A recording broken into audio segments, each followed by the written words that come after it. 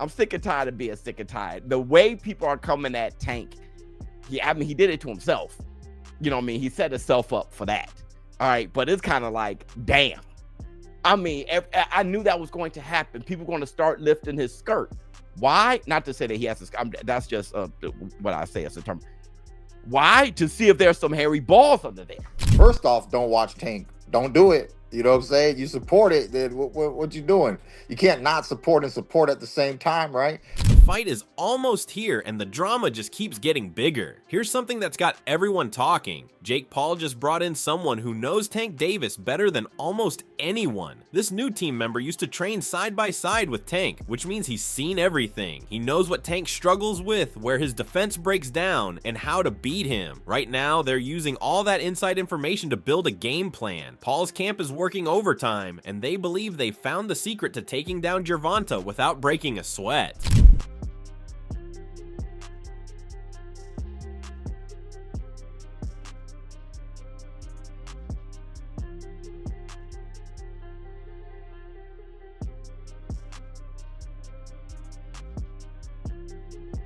That's not all Jake's been doing. Before this, he called in Shakur Stevenson to help him prepare. Why Shakur? Because he wanted to see what it feels like to face someone with Tank's style. After their sparring sessions, Shakur came out impressed. He said Jake's doing all the right things and putting in real work. According to Stevenson, if Paul keeps training like this, Tank might be in for a rough night when they finally step in the ring together. Fighting against Jake Paul, who has not been doing it. And I don't think Jake Paul is doing nothing wrong. Jake Paul is in the right with everything that he's doing. He's the best businessman of my damn near era that I've been seeing. So I just feel as though he's right. Like, people going to look at you a lot different than how they used to look at you. And get this, Tank's doing something most fighters his size wouldn't dare. He's bringing in heavyweight sparring partners to his gym. That's right, he's fighting guys way bigger than him just to get ready. These aren't easy sessions either. He's going through real wars and training before the actual fight even happens. Tank's pushing himself to the absolute limit because he wants zero surprises when fight night arrives.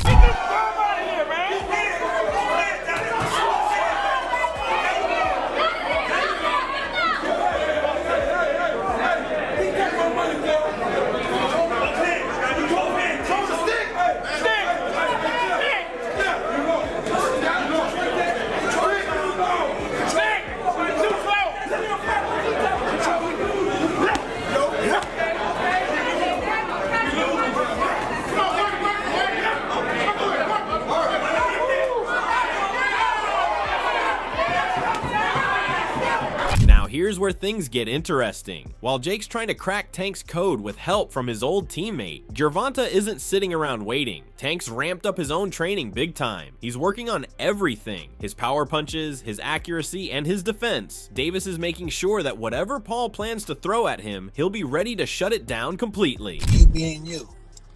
I feel great, just I'm taking it day at a time, staying strong, staying focused. Here's the thing that really stands out. Tank Davis is walking around saying this fight will be easy for him. He's not worried at all. Sure, he admits Jake has some things going for him, but Tank believes his boxing skills will cancel out everything Paul brings. According to Davis, it doesn't matter how big or strong Jake is. What matters is technique, timing, and ring smarts. And Tank says he's got all of that covered. He's betting everything on his fighting brain and his ability to adjust during the fight.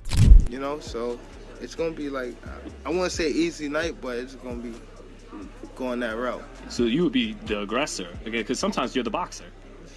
Yeah, it depends. It depends on the fight or how I approach the fight. Every fight is not the same. You approach it different. How do you see you approaching this one? More the boxer or more let's go, let's bang?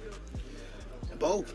But wait, it gets even crazier. After talking with Mike Tyson about his training, Gervonta made a statement that shocked everyone. He actually said he's more skilled than Iron Mike himself. Tank's reasoning? He believes smaller fighters have always been more technical. He thinks his speed, his accuracy, and the way he moves around the ring puts him above Tyson's level. Davis says he's more polished and smarter as a boxer because of how well he controls distance and footwork. With all these skills in his corner, Tank's convinced he'll dominate when the bell rings. I was smarter than, in a lower weight class, always have more skill. It's no heavyweight ever in life had more skills than smaller guys. So let's just take that out the picture. So when people think that I'm dissing Mike Tyson, I'm not dissing Mike Tyson for sure. It's just facts is facts. You know what I mean? I do feel as though I have more skills than Mike Tyson. I just hold that puncher power just like Mike Tyson did when he was fighting, you know, so, and I'm gonna stand on my word. But here's the warning Wade gave to Tank. Don't get cocky. He told Davis that treating Jake like an easy opponent could be a huge mistake. Just because Paul doesn't have championship level boxing skills doesn't mean he can't cause problems. Wade stressed that being too confident against someone as big and motivated as Jake is dangerous. If Tank walks in there thinking it's already won, he could end up damaging his reputation and maybe even his whole career. Had Gervonta on this, quote unquote hit list for 4 years because he wanted to take the shine, the legacy. I'm better than he is. I'm a better boxer than Gervonta. I beat Mike Tyson. I'm on Mike Tyson's record. All that, right? That's what he wants to do. So, again, I will say, if you come in and take him lightly, he can not only ruin your night, he can ruin your legacy. And that's what you can't have happen if you're Gervonta. Showbiz. The adult dropped an even darker prediction. He thinks this fight could destroy one or both of their careers. According to him, if they actually go through with this, someone might get seriously hurt. But there's another problem. If both fighters play it too safe and just dance around each other, fans will be disappointed and lose interest in watching either of them fight ever again. It could be career ending. It could be career ending. Jake Paul can end his whole. That's the black. Tank can end Jake Paul's whole shit. And if that fight is meh, and it's just a sparring session that's tit for tat, their shit's over. Because people gonna be pissed that it's exactly what they expected it to be. They can't do that. If they do, their career's ruined. Jake Paul's career's ruined, and Tank. If they make it meh and just touch, both their brands suck. Wade Plemons from the Wade Concept weighed in on all this, and he backed up what Tank's saying about skills. Wade pointed out that when it comes to pure boxing ability, there's no comparison. Gervonta is light years ahead of Jake. He described the fight as Paul's size going up against Tank's complete skill set. However, Wade didn't count Jake out completely. He said Paul could still win if he comes in with a smart plan and sticks to it perfectly. When you're facing someone as sharp as Tank, you need discipline and a clear strategy. Everybody is under the same understanding that skill for skill, Jake Paul is not the same level of boxer as Tank Davis. It's not even remotely close when it comes to the skill of the sport. Now, what makes up for the difference in skill is Jake's massive size and Tank's lack thereof. Jake's power versus Tank's skill, experience, timing, speed, all that. But Jake still has some stuff, right? He still can crack. He still, for his size, is a little quicker than people think. And he has a decent enough jab on him. But they see something, more than maybe something. They see a lot of things that they can take advantage of. I'm sure Jake and their team says the same. Now let's get to our main story. Keith Thurman just gave an interview and he didn't hold back. He talked about how Tank was supposed to fight Lamont Roach, but instead chose to fight Jake Paul. Thurman said for real boxing fans who care about skill and competition, the Pitbull Cruz versus Lamont Roach fight is way better than Tank's choice. According to Keith, the Tank versus Jake fight matters, but it's really just for people who want entertainment and drama, not for fans who want to see actual boxing at its best. You're a boxing purist, then this fight with Roach is really more for you. It's going to be more up your alley, you know? If you just like all entertainment, all fights, all hypes, all everything, then you're going to want to tune in to the Tank and Paul show there, you know, because that's all for entertainment. What is it?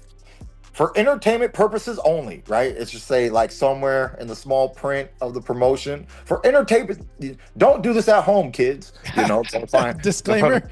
Yeah, disclaimer. For entertainment purposes only, you know.